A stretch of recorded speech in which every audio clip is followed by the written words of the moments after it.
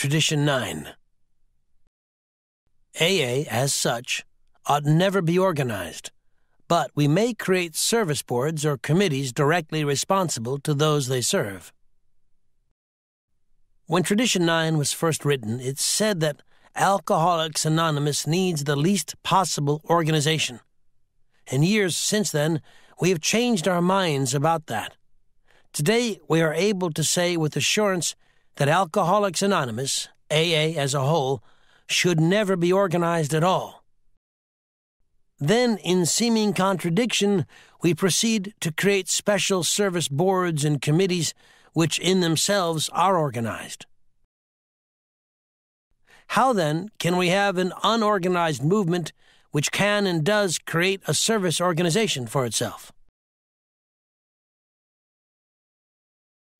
Scanning this puzzler, people say, what do they mean, no organization? Well, let's see. Did anyone ever hear of a nation, a church, a political party, even a benevolent association that had no membership rules? Did anyone ever hear of a society which couldn't somehow discipline its members and enforce obedience to necessary rules and regulations? Doesn't nearly every society on earth give authority to some of its members to impose obedience upon the rest and to punish or expel offenders? Therefore, every nation, in fact every form of society, has to be a government administered by human beings. Power to direct or govern is the essence of organization everywhere. Yet Alcoholics Anonymous is an exception. It does not conform to this pattern. Neither its General Service Conference, its Foundation Board, nor the humblest group committee can issue a single directive to an AA member and make it stick, let alone mete out any punishment. We've tried it lots of times, but utter failure is always the result. Groups have tried to expel members, but the banished have come back to sit in the meeting place saying, "This is life for us. You can't keep us out."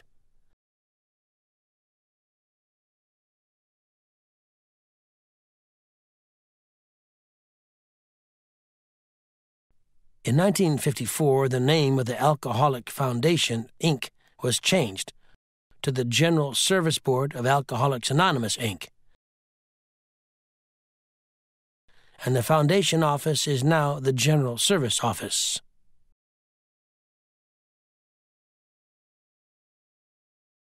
Committees have instructed many in AA to stop working on a chronic backslider, only to be told, "How I do my 12th step work is my business. Who are you to judge?"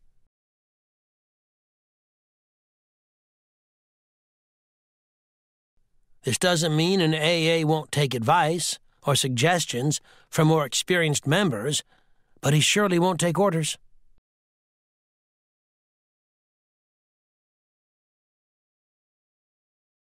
Who is more unpopular than the old-time AA, full of wisdom, who moves to another area and tries to tell the group there how to run its business? He and all like him who view with alarm for the good of AA meet the most stubborn resistance, or worse still, laughter. You might think AA's headquarters in New York would be an exception. Surely the people there would have to have some authority. But long ago, trustees and staff members alike found they could do no more than make suggestions, and very mild ones at that.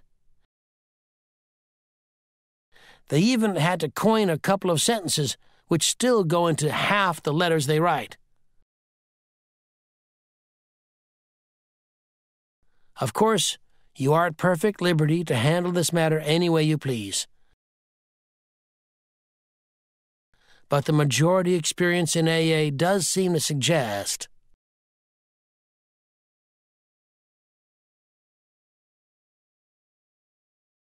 now that attitude is far removed from central government, isn't it?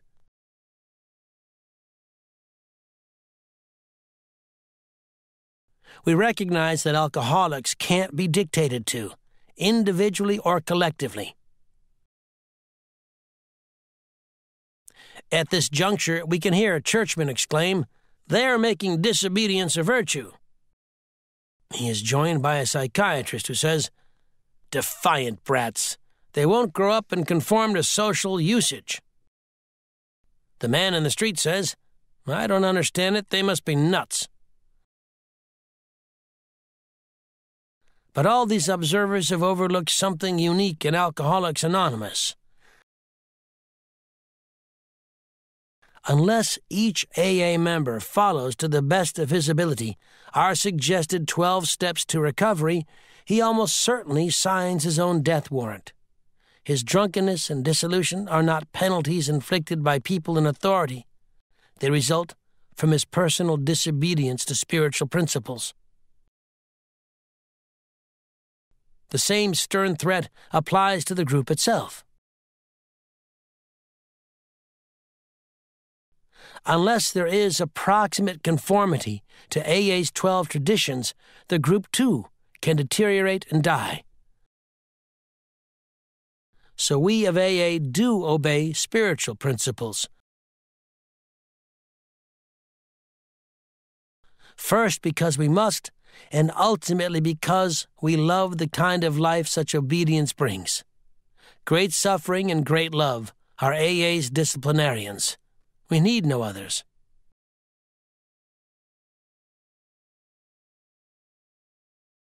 It is clear now that we ought never to name boards to govern us, but it is equally clear that we shall always need to authorize workers to serve us. It is the difference between the spirit of vested authority and the spirit of service. Two concepts which are sometimes poles apart.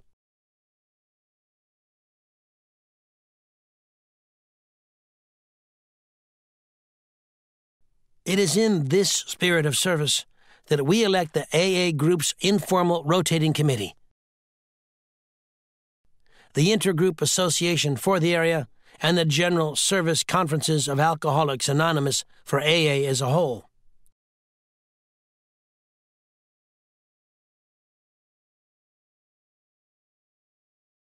Even our foundation, once an independent board, is today directly accountable to our fellowship. Its trustees are the caretakers and expediters of our world services.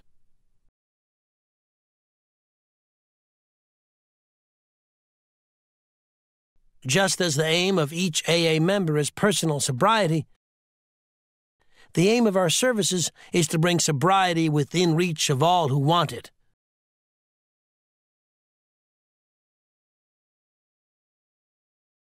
If nobody does the group's chores, if the area's telephone rings unanswered, if we do not reply to our mail,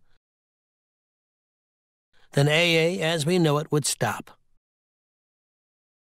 Our communications lines with those who need our help would be broken.